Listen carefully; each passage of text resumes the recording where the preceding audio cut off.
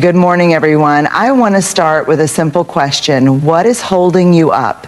Not just physically, but emotionally, mentally, and spiritually. Because the truth is, by the time we hit 60, life has shown us its full spectrum. Love and loss, triumph and regret, belonging and loneliness.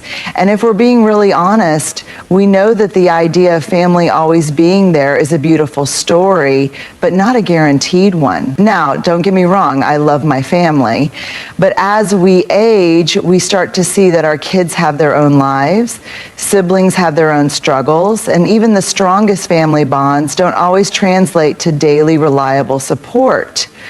If there is one truth about aging that we can't afford to ignore, it's this: your body will remind you of everything you have done to it over the years. At 60, you start noticing things you once took for granted. Maybe it's the stiffness in your joints when you get out of bed, the energy that doesn't bounce back as quickly, or the simple realization that you no longer feel invincible. And that's because you're not. None of us are. But here's the good news. You are not powerless. Health is not about perfection. It's about consistency. Taking care of your health isn't about chasing some unrealistic version of fitness. It's not about having the body of a 30-year-old or forcing yourself into extreme diets and punishing workouts. It's about making small, intentional choices every single day, choices that prioritize your long-term well-being over short-term comfort. Move your body in a way that you enjoy, whether it's walking, swimming, dancing, or gentle stretching. Motion is life. Eat for nourishment, not just for convenience. Your body is literally built from what you put into it. Sleep is not a luxury, it's a necessity. If you're waking up tired, it's time to reevaluate your habits. The silent thief of aging. Neglect. A lot of people assume that declining health is just a normal part of getting older. But here's the hard truth. Most of what we call aging is actually neglect. We ignore small pains until they turn into big problems. We put off doctor's visits until the diagnosis is more serious. We assume fatigue is just part of life instead of a sign that something needs attention. Your body keeps score. And if you don't listen when it whispers, it will make sure you hear when it shouts. Energy is everything. Health isn't just about avoiding illness, it's about having the energy to truly live. Do you want to travel in your 60s, 70s, and beyond? You'll need strength and endurance. Do you want to be able to play with your grandkids instead of just watching from the sidelines? Your mobility matters. Do you want to wake up excited for the day rather than drained before it even starts? Prioritize your well-being, because what's the point of financial stability, friendships, and purpose if you don't have the energy to enjoy them? Your health is your responsibility. No one else can do this for you. Not your spouse, not your kids, not your doctor. You have to decide that you are worth the effort. Invest in yourself. Your future self will thank you. There's a saying that goes, money doesn't buy happiness, but it does buy choices. And at 60, choices matter more than ever. When you're younger, you have time to recover from financial mistakes. You can switch careers, take risks, and even start over if necessary. But as you step into your 60s and beyond, financial stability isn't just about comfort. It's about peace of mind, dignity, and independence. The silent stressor, money worries. Let's be honest, few things create stress like financial instability. It keeps you up at night. It makes even simple decisions feel heavy. It affects your health, your relationships, and your overall sense of security. At this stage of life, financial freedom doesn't mean being rich. It means being prepared. Can you cover unexpected expenses without panic? Can you afford the lifestyle you want even in retirement? Do you have a plan in place for medical costs, long-term care, or emergencies? If the answer to any of these is uncertain, now is the time to take action, because when money problems creep in, they don't just affect your bank account, they affect your quality of life. Independence is priceless. One of the greatest fears people have as they age is becoming a burden. No one wants to rely on their children or relatives for financial support, especially when families today are juggling their own challenges. Financial stability ensures that you remain in control of your own life. It allows you to live where you choose, not where you have to. It lets you travel, pursue hobbies, and enjoy your time without constantly worrying about costs. It gives you the dignity of making your own healthcare decisions without being limited by financial constraint. Because let's be honest, relying on family for financial support can strain relationships, no matter how much your loved ones care for you. Money has a way of creating tension. Wouldn't it feel better to know that you are secure, independent, and in charge of your own destiny? The power of planning. If you haven't taken a deep look at your financial situation, now is the time. It's never too late to start making smarter financial decisions. Budget with clarity. Know exactly what you're spending and where you can adjust. Downsize if needed. A smaller, more manageable home can mean fewer expenses and more freedom. Create multiple income streams. Whether it's investments, rental income, consulting, or even a small side business, extra income can provide long-term security. Be smart with debt. Avoid new debts and work on eliminating any lingering financial burdens. Healthcare, the hidden costs of aging. One of the biggest financial threats people overlook is healthcare. Medical costs rise with age, and a single health crisis can drain savings faster than you realize. Do you have good health insurance? Have you considered long-term care options? Are your legal and financial documents in order? Wills, power of attorney, and beneficiaries? Planning for these things now means you won't be caught off guard later. Live life on your terms. Money is not about greed or excess. It's about freedom. The freedom to say yes to what excites you, the freedom to say no to what doesn't serve you, the freedom to wake up each morning without the weight of financial worry pressing on your chest. Financial stability isn't about having more, it's about having enough to live life on your terms. So take control, make a plan, protect your future, because at 60 and beyond, peace of mind is the greatest luxury you can have. There's a moment in life when you realize something profound. Family isn't always defined by blood, it's defined by love, by presence, and by choice.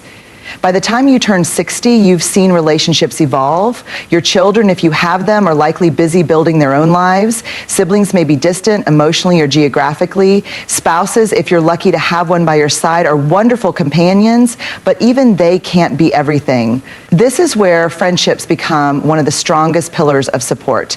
Because when life throws its inevitable challenges your way, it's often friends, not just family, who show up, who check in, who remind you that you are seen, valued, and never truly alone. The myth of automatic support. Many people assume that family will always be there, that blood ties automatically guarantee care and presence, but reality doesn't always work that way. Family members may love you, but they also have their own responsibilities, struggles, and obligations. Some relationships within families become strained over time, leading to emotional distance, and sometimes due to life circumstances, people simply cannot be there when you need them the most. This is why friendships must be nurtured with the same dedication we give to family. Friendships in adulthood, why they matter more than ever. There's a reason research consistently shows that friendships contribute to longevity, mental health, and happiness. Strong social connections have been linked to lower stress levels, a reduced risk of cognitive decline, and even longer lifespans. At 60, friendships provide something priceless: emotional support, someone to talk to, confide in, and share the highs and lows of life with. Laughter and joy. Friends bring humor and lightness even in the most challenging times. A sense of belonging. We all need to feel connected, to have people who genuinely care about us. And here's the most important part: friendships require effort. They don't just happen, they are built day by day through intention and reciprocity. Nurturing deep and meaningful friendships as we age, making and maintaining friendships requires conscious effort. It's easy to become isolated, to let connections fade because life gets in the way. But isolation is one of the biggest risk factors for depression and declining health in older adults. So how do we build and sustain strong friendships? Be intentional. Don't wait for friends to reach out. Take the initiative. Call, text, or invite someone for coffee. Prioritize quality over quantity. It's not about having dozens of friends. It's about having a few deep, meaningful connections. Be present. In a world filled with distractions, true friendships thrive on undivided attention and genuine conversations. Forgive and let go. No friendship is perfect. Learn to navigate misunderstandings with grace rather than letting small conflicts create permanent distance. Try new things together. Whether it's traveling, joining a group, or picking up a hobby, shared experiences deepen bonds. The importance of expanding your social circle. If you feel like your social circle has shrunk, you're not alone. Many people in their 60s find that old friendships have faded or that they've outgrown certain relationships. But the good news, it's never too late to make new friends. Join a local club, group, or class that interests you. Volunteer giving back is one of the best ways to meet like-minded people. Stay connected with former colleagues, neighbors, or community members. Say yes to invitations and social opportunities instead of assuming you won't fit in. The key is to remain open, curious, and willing to engage with others. When friendship becomes family, some friendships become so deep, so strong that they transcend typical social bonds. These are the friends who feel like family, the ones you celebrate holidays with, lean on in times of crisis, and trust with your deepest truths. These friendships don't just happen, they are earned through time, consistency, and love. They are the people who listen without judgment, the ones who remember the little things that matter to you, the ones who celebrate your victories as if they were their own. And if you're lucky enough to have friendships like this, cherish them.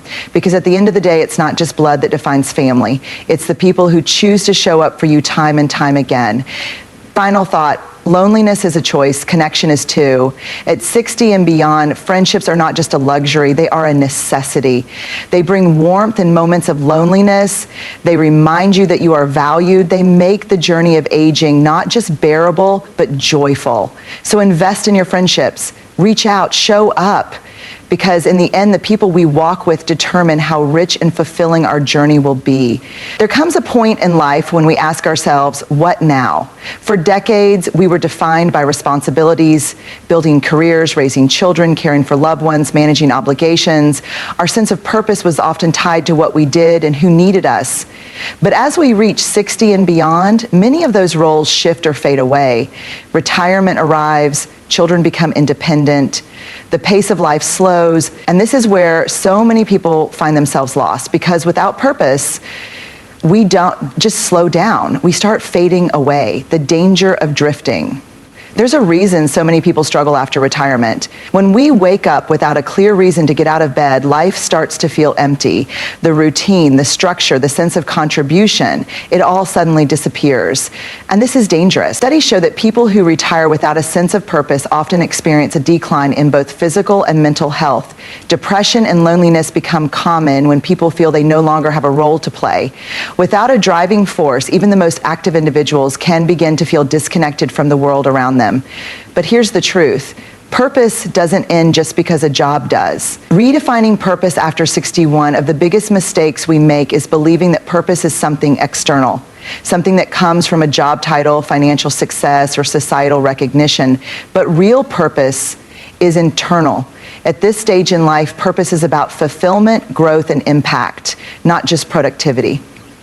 It's about asking, what excites me? How can I contribute to something bigger than myself? What legacy do I want to leave? Because having a reason to wake up every day, something to look forward to, something to contribute to, keeps us truly alive. Ways to cultivate purpose in your 60s and beyond. Finding purpose isn't about filling your schedule with random activities. It's about engaging in things that bring meaning, joy, and a sense of fulfillment. Here are a few ways to rediscover purpose. Mentorship and sharing your wisdom.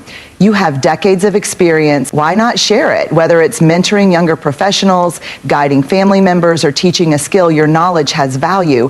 Many people find immense joy in coaching, speaking, or simply being a role model for the next generation. Volunteering and giving back, nothing fuels the soul like helping others. Volunteer at a local charity, hospital, or community center. Support causes that matter to you, whether it's education, animal rescue, or social justice. The act of giving creates a sense of belonging and importance, pursuing a passion or hobby. Have you always wanted to paint, write a book, learn an instrument, travel? Now is the time to explore. Passion projects provide a deep sense of satisfaction. It's never too late to start something new. Many of the world's most successful writers, artists, and thinkers found their true calling later in life. Staying socially engaged purpose isn't just about doing, it's about connecting. Join social groups, attend events, or participate in community activities. Surround yourself with people who inspire you and encourage growth. Prioritizing personal growth just because you're older doesn't mean you stop learning. Read books, take online courses, attend workshops, keep your mind active. Intellectual stimulation is one of the best ways to prevent cognitive decline. Spiritual and emotional growth. Many people find purpose in deepening their spirituality or practicing mindfulness, whether it's meditation, religious practices, or simply engaging in self-reflection. Connecting to something greater than yourself can bring profound meaning. Purpose is the key to longevity. Science backs this up. People who have a strong sense of purpose live longer, healthier lives. A study published in JAMA Psychiatry found that older adults with a sense of purpose had lower rates of cognitive decline. Research from the Blue Zones, regions where people live the longest, shows that having a reason to wake up each day is one of the biggest contributors to longevity. People who remain engaged with life mentally, emotionally, and socially are less likely to experience depression or chronic illness. In short, purpose is not just a luxury, it's a necessity. Your life still matters. Here's what I want you to remember. You are not done yet. You still have wisdom to share. You still have joy to experience. You still have an impact to make. So ask yourself today, what makes me feel truly alive? Because when you find that answer, everything changes, and you don't just exist, you thrive. By the time you reach 60, life has taught you more lessons than you ever asked for. You've experienced love and loss, victories and failures, moments of deep joy and moments of regret. And if you're like most people, you've probably been your own worst critic through it all. We live in a world that celebrates resilience, toughness, and pushing through challenges. But one of the greatest lessons of aging is this: being kind to yourself is just as important as being strong. At this stage in life, self-compassion isn't just a luxury, it's a necessity. Because how you speak to yourself, how you treat yourself, and how you forgive yourself will determine the quality of your days ahead. The weight of regret and how to release it by 60, you've had decades to accumulate experiences and inevitably regrets. Maybe you wish you had spent more time with loved ones instead of chasing success. Maybe you regret not taking better care of your health earlier. Maybe you carry guilt over relationships that ended, opportunities you didn't take, or mistakes you made along the way. Here's the truth: you cannot rewrite the past, but you can choose how you move forward. Regret is only useful if it leads to growth, if it teaches you something, if it helps you make different choices in the present. But beyond that, holding on to regret serves no purpose. It only steals your peace. If you need to forgive yourself, do it. If you need to make amends, take action. If you need to let something go, don't carry it into the next season of your life, because you deserve to move forward with lightness, not baggage. The inner critic, taming the voice in your head. We all have that voice, the one that says you should have done more. You should have been better. You're not enough. For decades, this voice may have driven you to work harder, to push through challenges, to keep going. But now it's time to stop beating yourself up and start lifting yourself up. Would you speak to a friend the way you speak to yourself? Would you tell someone you love that they're not good enough? Then why do you do it to yourself? Self-compassion means learning to be gentle with yourself. It means recognizing that being human means being imperfect. It means allowing yourself grace instead of punishment. Try this. When you catch yourself being self-critical, pause and ask, would I say this to someone I love? If not, change the narrative. Your body deserves kindness too. By 60, your body has carried you through 6 decades of life. It has kept you alive through illness, stress, and wear and tear. And yet, for many of us, our relationship with our body is built on frustration rather than gratitude.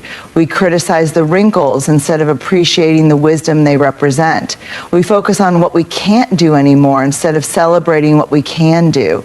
We compare ourselves to younger versions of ourselves rather than embracing the strength we have today. But here's the reality. Your body deserves love, not criticism. Treat it kindly, feed it well, move it with care, rest when you need to, and most importantly, stop punishing yourself for aging. Aging is not a failure, it's a privilege. The power of saying no without guilt. One of the most powerful acts of self-compassion is setting boundaries. For much of life, you may have put others first. You may have said yes when you wanted to say no. You may have overextended yourself out of obligation, guilt, or the desire to be needed. But now is the time to honor yourself. Say no to things that drain you. Say no to relationships that take more than they give. Say no to expectations that no longer align with who you are. And say yes to yourself. Yes to rest. Yes to joy. Yes to choosing your own well-being. Self-compassion isn't selfish, it's necessary. Many people, especially those who have spent their lives caring for others, struggle with the idea of prioritizing themselves. They feel guilty for slowing down, for saying no, for putting their own needs first. But here's the truth. You cannot pour from an empty cup. Taking care of yourself doesn't mean neglecting others. It means ensuring you have the energy, health, and emotional strength to fully enjoy the life you have left. You have spent years showing love to others. Now it's time to show that same love to yourself. A final thought, you are enough exactly as you are. You don't have to prove yourself anymore. You don't have to earn your worth. It was never in question. You don't have to be perfect to be deserving of kindness, especially your own. At 60 and beyond, the greatest gift you can give yourself is acceptance. Accept who you are, where you are, and all that you have been through. Release the need to be more, do more, or chase something outside yourself. Know that you are already enough just as you are in this moment, because when you embrace self-compassion, you don't just age gracefully, you live fully. For much of life, we assume that family will always be our safety net, that when things get tough, the people we've known the longest will be there to catch us. But as we get older, we realize something important. While family can be a source of support, they are not always the ones we can fully rely on. Children grow up and have their own lives. Siblings may drift apart. Friends may move away. Spouses, if we have them, may not always be able to provide the emotional, physical, or financial support we need. And if we don't take an active role in building our own support system, we risk finding ourselves alone at a time when we need connection the most. The illusion of automatic support. Many people assume that if they've been a good parent, sibling, or friend, support will be there when they need it. But life doesn't always work that way. Your children may love you, but they have their own families and responsibilities. Old friendships may fade if they are not actively maintained. The people you relied on in your 40s and 50s may not be in the same stage of life as you are now. This is why intentionality matters. A strong support system isn't something that magically appears. It's something you cultivate with care, effort, and consistency, the key elements of a strong support system. So what does a real, reliable support system look like? It's not just about having people in your life. It's about having the right people in your life. A well-rounded support system consists of 5 essential elements. Emotional support. The people who lift you up. These are the people who listen without judgment, who offer encouragement when you need it most. They might be lifelong friends, new friends, mentors, or even a therapist. They remind you that you are not alone, that you are valued, and that your feelings are valid. Practical support, the people who show up. These are the people who help when you need tangible assistance. It could be a neighbor who helps with small errands, a friend who checks in on you, or a community group that offers resources. As you age, having people you can count on for day-to-day needs, whether it's transportation, home maintenance, or grocery shopping, is crucial. Social support, the people who keep you engaged. Loneliness is one of the biggest threats to well-being after 60. A strong support system includes friends and social circles that keep you connected to the world, whether it's joining a book club, attending church groups, participating in volunteer work, or simply having a walking buddy. Staying engaged with others is key to staying engaged with life. Health and wellness support, the people who prioritize your well-being. Your support system should include people who encourage you to take care of your health. This could be a walking partner, a yoga group, a doctor you trust, or even a friend who reminds you to schedule checkups. Health is everything, and having a support system that values your well-being ensures that you prioritize it too. Financial and legal support, the people who help you stay secure.